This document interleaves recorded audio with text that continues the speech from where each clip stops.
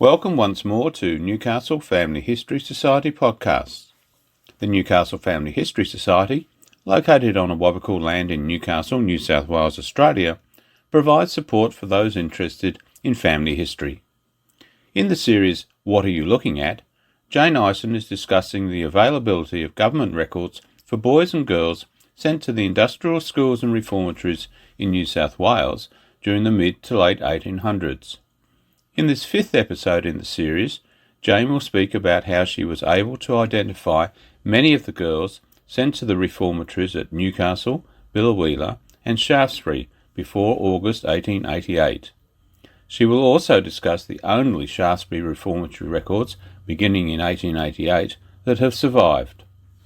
For further information about the differences between industrial schools and reformatories, listen to episode 4 of the Bad Girls series, An Angel in Trouble, where Jane recounted the adventures of the notorious Newcastle reformatory admission, Mary Ann Meehan. Every government reformatory established in New South Wales before 1900 was under the supervision and care of Agnes King. King was the Newcastle Industrial School matron superintendent, but in January 1869 she established the first reformatory in Newcastle, in the building beside the industrial school. Both institutions were placed under the control of the new Newcastle superintendent, Joseph Hines Clark. In May 1871, both the industrial school and the reformatory moved to Cockatoo Island in Sydney Harbour, where they were rebranded as Biloela. The industrial school was housed in the old Cockatoo Island jail buildings, and the Biloela reformatory was again housed in separate premises near the industrial school. The Sydney Morning Herald on the 10th of March 1879 identified its exact location. The reformatory is established in one of the stone houses occupied by a warder in the old convict days. There are at present only 2 girls in this department, so that the labours of Mrs. King the matron are just at present rather light. It has always been that while the industrial school was crowded to overflowing, in the nearby reformatory King cared for a very small number of female offenders. There were only 5 girls ever admitted to the Newcastle Reformatory, and only 4 transferred to the Biloela Reformatory. The neighbouring Newcastle Industrial School admitted 187 girls in total, and transferred 104 of them to Cockatoo Island. Newspaper reports stated that in September 1875 there were 9 reformatory girls, and by December 1876 there were 14 inmates, but by October 1879 only 2 remained, as the rest had completed their sentences. After the 1873 Royal Commission, where it was recommended that the reformatory and the industrial school be removed from Cockatoo Island and separately located, it still took years before that move actually occurred. So, on 5th of February 1880, the Biloela Reformatory and its inmates, still controlled by Agnes King, were moved to the Shaftesbury Reformatory for females at Watson's Bay. The cottage-style premises at Shaftesbury were intended to house between 40 and 50 girls. 13 were in residence in 1900, when the State Children's Relief Board took control.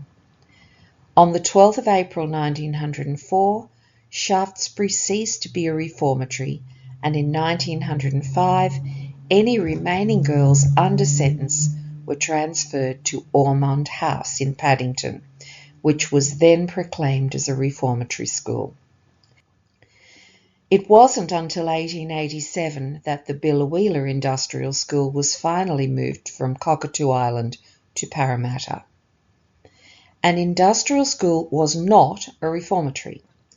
It is clear from newspaper reports written at the time that many magistrates didn't understand the difference and often didn't correctly identify where any child appearing before them under either the Industrial Schools Act or the Reformatory Act was to be sent. If a magistrate made errors in his sentencing, and yes, magistrates were all men, then the general public had no hope of achieving any kind of understanding. Newspaper articles consistently referred to the industrial schools at Newcastle and Biloela as reformatories. At this time, there was no reformatory for boys, but magistrates and reporters consistently referred to the boys' industrial school ship, the Vernon, as a reformatory. Even now, the State Archives website does not distinguish clearly enough between the two Newcastle girls' institutions. Reformatories in New South Wales were and remain very badly understood. I discussed the differences between the two girls' institutions in the Bad Girls series. In general, arrests under the Industrial School Act were made because of an association with thieves or prostitutes where a child had committed no other crime. Children were to remain in an industrial school for 12 months, and after that time they were usually apprenticed. To be admitted to a reformatory, a girl had to have committed a crime, frequently a larceny or false pretences, that for anyone else would have resulted in a jail sentence of 12 months or more. When admitted to a reformatory, girls were sentenced for a specific period of at least a year or more. Of course, there were exceptions, and some children who had committed a crime were sent to the Newcastle Industrial School because before 1869 there was no reformatory. Listeners need to be aware that during the 1880s there were also a number of private and church-run institutions created to cater for the growing number of destitute children and young criminals. This podcast only discusses the government records that are now available. Any admissions to non-government institutions will not be listed in any records held by state archives, with the exception of the very early Catholic and Protestant orphan school records. At this time, for example, the Catholic Church ran not only the benevolent asylums, but also operated a reformatory at Manly. To learn more about these many other institutions, search online for the Australian government website Find and Connect. This site lists every known Australian children's institution, both government-run and privately operated, and identifies where any surviving records may be accessed. There is a link to my website from Find and Connect. I have explained in previous podcasts in this series how, by using a variety of supplementary sources, I have managed to recover the names of girls admitted to the industrial schools where that name did not survive in the original register. Unfortunately, as with the boys admitted to the Vernon, finding the reformatory admissions is not easily done. Researchers will find that usually Trove, the New South Wales Police Gazette, or jail in-transit records will identify girls sent to the reformatories, but family stories will be a less reliable guide because of the confusion, both then and now, between what constituted an industrial school admission and what was a reformatory admission. For any reformatory girl admitted before August 1888, a researcher will need to think about the record being viewed and the arrest circumstances in order to best decide where your ancestor may have been sent. If newspapers reported that a child was sent to the reformatory but the girl did not commit a crime, ensure that you check whether she is recorded in the records for the industrial school that I discussed in podcasts 1 and 2 of this series. You may also need to visit my website, nis.wikidot.com, to check the names of any children that I have identified where their records did not survive. I stress that listeners should understand that girls admitted to the Newcastle Reformatory, the Biloela Reformatory, or the Shaftesbury Reformatory before September 1888 do not appear in any records for an industrial school unless the girl was admitted to both institutions, and that was a rare event. No entrance book or discharge register for a reformatory from this time period was ever received by state archives, although it is certain that such a document did once exist. So what reformatory records do remain? Only one admission register remains for Shaftesbury, so if you have a name and an admission date from after August 1888, then you will have access to the admission and discharge details that remain in that surviving register. The original register, NRS 2438, is stored at State Archives in Kingswood. It has been filmed and may be accessed on microfilm reel 3850. These original records are available to view and to download on Ancestry. Names of Shaftesbury admissions can be easily found online by searching the Child Welfare Index, accessed on the Museums of History website. Inserting the word reformatory in the search box will result in a complete list of the reformatory girls. Being aware that both the Child Care Index and Ancestry store the reformatory names and records with the industrial school admissions will hopefully avoid misunderstandings about why a child was arrested. Remember again that as a researcher you need to think about what you are viewing and check and recheck if something you uncover doesn't fit. The Shaftesbury Register is arranged alphabetically, beginning with the letter A, with double pages for each letter of the alphabet. The first girl admitted to the Shaftesbury Reformatory was Josephine Johnston in September 1888, and her name appears under the letter J. Generally, an admission's name and often a birth date or parents are identified. The girl's offence, the length of her sentence, the date and court where she was tried, and how she was eventually discharged are recorded.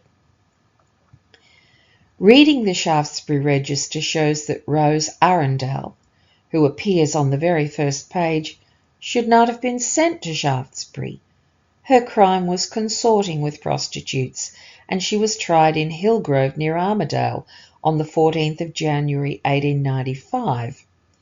It took 6 months before she was moved from Shaftesbury to the cottage home. More information held at State Archives would probably allow researchers to track what happened to Rose after the 12th of June 1895. In 1870, Ellen Youngman had committed a crime and was wrongly sent to the Newcastle Industrial School. She came with the wrong paperwork. Joseph Hines Clark, in a letter to the Stony Creek magistrate who had sentenced Ellen, patiently but very officially explained that a mistake had been made. Clark said, I would suggest that a fresh warrant be forwarded to me, committing the girl to the reformatory, and I shall thank you to have the enclosed record of her case filled in and returned at your earliest convenience. I shall return the warrant I hold when I receive the other. Oops! I will take a more in-depth look at Clark's letters in the next podcast in this series. I would not be at all surprised to find that there were many other girls who were supposed to have been sent to an industrial school but ended up in one of the reformatories instead, or vice versa. But what if you find a possible reformatory admission from before August 1888? One of the most rewarding letters stored in the Colonial Secretary's correspondence received 1826 to 1896, which was the subject of podcast 4 in this series, was letter number 74/5050. This letter named the reformatory girls admitted to the Newcastle and Billawheeler reformatories between January 1869 and before August 1874.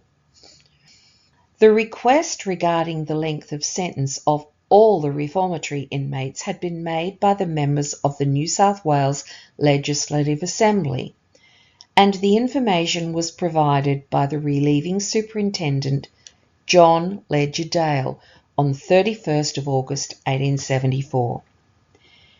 The details of the letter must have been copied from a register that has not survived. Dale confirmed that Newcastle Reformatory had received 5 admissions, and a further 15 girls had been sent to the Billawheeler Reformatory by that date. Most had been charged with stealing and had received sentences of between 1 and 3 years. The letter is very detailed and identifies who the girls were, where they were arrested and tried, and when they were discharged. I have named these first 20 girls on my website for the use of family researchers. By using newspaper reports in trove, jail in transit records, or entries in the New South Wales Police Gazette, I have identified Billawheeler reformatory girls from between September 1874 and January 1880, and Shaftesbury reformatory admissions from between February 1880 and August 1888. Once a potential reformatory girl has been identified, I cross-check her name and age with the known Billawheeler admissions. If the girl is not in the industrial school records and is not very young, then she was very probably a reformatory admission. The only complication in identifying a reformatory admission occurs when the industrial school record that you need to cross-check against has not survived, but this is fortunately a surprisingly short 2-year period between September 1874 and about September 1876. And I have listed almost all the missing industrial school admissions. Look under the Billawheeler tab on my website to see many missing reformatory names. Sadly, we do not know how many girls were ever admitted to just a reformatory. We hope that this podcast has added to your understandings of this period and the records available about children during this time. Please use Jane's website, nis.wikidot.com, to support you in your family research into girls in reformatories before 1900. Identifying any reformatory admission can be difficult, so if you're able to identify any girls whose names did not survive to reach state archives, please contact Jane through her website or through the Newcastle Family History Society email at nfhsinc@gmail.com. We hope that you will be able to join us again for the next episode in this series, What Are You Looking At?, where Jane will discuss the letter book of Joseph Hines Clark, the second superintendent of the Newcastle Industrial School. Thank you for listening to Newcastle Family History Society podcasts.